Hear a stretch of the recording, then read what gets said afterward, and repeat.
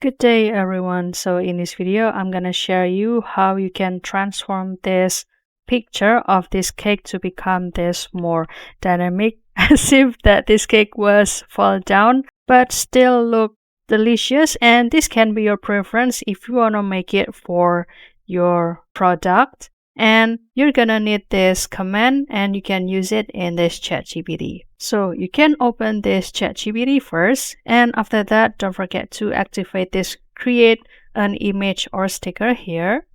And after that you can just type this command /gravity, and then you can add the following prompt to give the detail of your picture.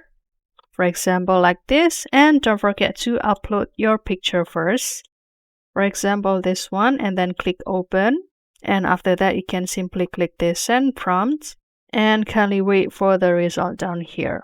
So if you want to create the command to do the editing with this ChatGPT, always start it by typing the / first. And after that, you can start to type, for example, the gravity mode or maybe the sunrise. And then after waiting for a while, he's gonna be the final look. So don't forget to try this command, that is the gravity, to create the picture or do the photo editing to become more dynamic. I hope this video finds you helpful. I'll see you in another video and thank you for watching. Bye guys.